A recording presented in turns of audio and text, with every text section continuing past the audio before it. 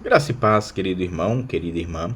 Primeiramente, se você chegou até aqui, deixe-me te dar os parabéns. Nós estamos prestes a começar a nossa 7ª aula do Discipulado de Novos Membros, a última aula. E é uma alegria poder finalizar este mini curso com você.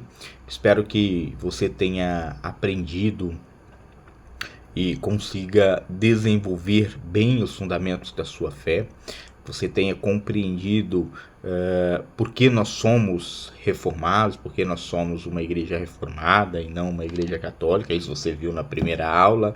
Eu recomendo que você volte e assista a ela se ficou alguma dúvida.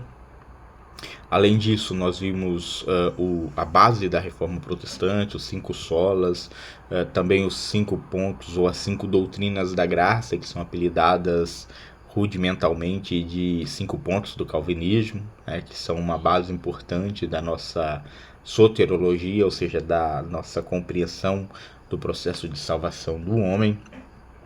Estudamos ainda a doutrina da aliança, estudamos ainda por que nós batizamos nossos filhos, e agora nós vamos estudar então o fato dos nossos filhos participarem, das crianças participarem da Eucaristia, ou seja, da mesa do Senhor, tá? Os nossos membros precisam compreender biblicamente e teologicamente que a ceia do Senhor é um meio de graça acessível também às crianças, e que a inclusão das crianças na mesa do Senhor, na mesa da Eucaristia, fortalece a fé e a comunhão da igreja, tá? Nós temos fundamentos bíblicos para isso. Êxodo, capítulo de número 12, nós temos a Páscoa, né, como um precedente para a mesa do Senhor. A Páscoa, ela foi substituída, como nós vimos na aula sobre os sacramentos, ela foi substituída pela ceia do Senhor. E a Páscoa tinha algumas características, né? A Páscoa, ela era uma refeição familiar, onde as crianças participavam plenamente da mesa. Então as crianças perguntavam sobre o significado daquele ritual, Êxodo capítulo 12, versículo 26. Os pais ensinavam seus filhos sobre o porquê que faziam aquilo, porquê que o pão era sem fermento, porquê que as ervas eram amargas e tudo. E a ceia do Senhor, ela foi instituída por Jesus justamente durante o período da Páscoa, em Lucas capítulo 22, versículo 14 ao versículo 23. Dando então continuidade ao princípio da inclusão familiar. Tá? Então, desde que Cristo instruiu a ceia à mesa do Senhor, nós não temos registros bíblicos da comunidade cristã fazendo o banquete de Páscoa como era feito antigamente. Tá? Bom, Jesus tem todo um carinho e um cuidado com as crianças. Isso fica muito evidente quando nós lemos, por exemplo, Marcos capítulo de número 10, em especial do versículo 14 e 15. Jesus diz: deixa vir a mim os pequeninos, porque dos tais é o reino de Deus, e que alegria é olhar isso. E aí eu te pergunto, se o reino é delas, por que negar a eles o sinal do reino? Por que negar a ceia? Não faz sentido algum, né? Além disso, nossa fé se baseia numa igualdade do corpo de Cristo. Ou seja, não há cristãos maiores e nem cristãos menores. Não há subgrupos de cristãos, né? Em Romanos capítulo 2, versículo 11, e em Gálatas capítulo 3, versículo 28, vão nos mostrar que Deus não faz acepção de pessoas, ou seja, não há uma exclusão de pessoas ou de crianças. Tá? Isso não tem respaldo bíblico. Nós excluirmos pessoas da mesa do Senhor, não há base bíblica para isso. Ah, pastor, mas lá em Coríntios vai dizer que aquele que come e bebe indignamente será culpado do corpo e do sangue do nosso Senhor. Recomendo piedosamente que você leia as cartas à igreja de Coríntios dentro do seu significado, que você busque o contexto daquelas cartas para você entender o porquê Paulo escreve aquilo. Tá? Paulo está tratando de uma igreja envolta em bebedice e glutonaria durante o ato da ceia. Uma igreja que justamente separava, fazia a acepção entre mais favorecidos financeiramente e menos favorecidos financeiramente. Então, na realidade, esse texto está dizendo justamente que não deve haver essas separações. Tá? Esse texto vai dizer que as pessoas que participam da mesa sem terem o entendimento que Cristo morreu, ou sem pararem para meditar e pensar que Cristo morreu, ou seja, participam só por comer e por beber da mesa, e esses sim participam indignamente. Não é porque pecaram, porque na realidade todos nós o tempo todo pecamos, então todos nós, ao participarmos da ceia, vamos estar em pecado. Percebem o que eu quero dizer? Bem, além das bases bíblicas, nós temos uma fundamentação teológica para explicar tudo isso. Teologicamente falando, a ceia do Senhor é o sacramento e é um meio de graça, de comunicação de graça. A Confissão de Fé de Westminster, a nossa Confissão de Fé, define os sacramentos como sinais da graça e não do mérito humano.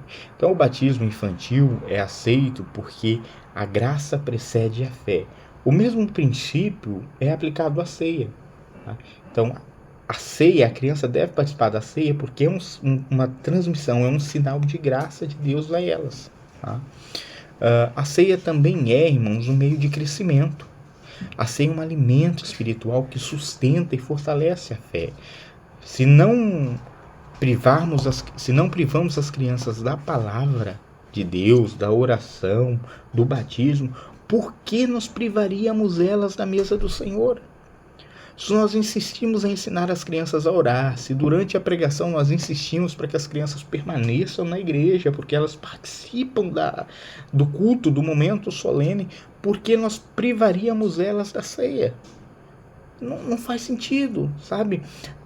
Além disso, nós temos que olhar para a capacidade infantil de discernimento. A criança consegue discernir sim, tá?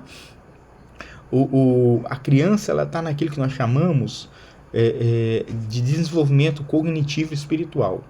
Tá? Psicólogos como Piaget, Erikson e Fowler mostram que as crianças têm uma capacidade proporcional de discernimento. Ou seja, uma criança de 3, 4 anos de idade, ela já sabe o que é certo e errado.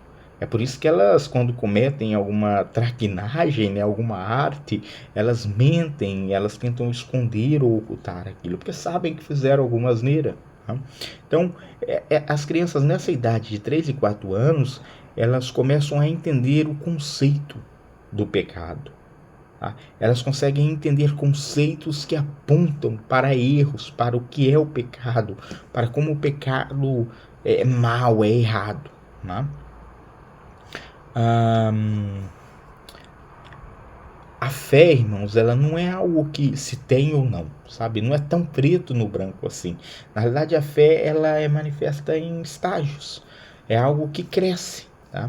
Então, a ceia, ela pode ser um instrumento para nós desenvolvermos ou ajudarmos que a fé se desenvolva na criança. A ceia não é um prêmio por já ter fé plenamente, mas é um meio de alimentar a fé para que essa fé cresça de forma saudável, tá bem? A ceia do Senhor, ela é um meio de graça. Então a ceia é um meio pelo qual Deus se dá, que Deus dá a si mesmo, sabe? É um sinal visível da graça que confirma, que sustenta, que aumenta a fé. Negar a ceia às crianças é negar-lhes um meio de crescimento espiritual, e isso é problemático de se fazer. Além disso, nós não podemos negar o valor pedagógico da ceia. A ceia é um evento sensorial, então, no momento de cear, estão envolvidos ali a visão, o tato, o paladar, a audição. É uma oportunidade perfeita de ensinar o evangelho de forma concreta, visual, de forma a mostrar claramente o evangelho com uma pedagogia fantástica, tanto para adultos quanto para a criança. Então, por que não fazer? O ponto é esse, sabe? A exclusão de crianças da ceia é uma prática que precisa ser revista. A ceia é um sinal de hospitalidade divina e a igreja deve refletir essa inclusão. Tá? Devemos criar espaços de ensino, de reflexão, para que todas as pessoas, inclusive crianças, sejam bem-vindas a se assentar na mesa do Senhor e a participar do sacramento. Bom, essa é a visão reformada a respeito da ceia do Senhor. Tá? Novamente, meus parabéns, esta foi a nossa última aula do discipulado. Eu espero sinceramente que tudo que você aprendeu aqui possa ser exercido no seu dia a dia. Nós estamos sempre à sua disposição para tentar esclarecer e ajudar da melhor forma possível a sua caminhada. Qualquer dúvida você pode contactar tanto pelo número do telefone da igreja quanto pelo meu WhatsApp pessoal, ou mandar um e-mail, ou nos procurar depois do culto público. Vai ser uma alegria sentar, conversar, tirar as suas dúvidas e ajudar no que for possível. Deus abençoe a sua vida e fique com Deus.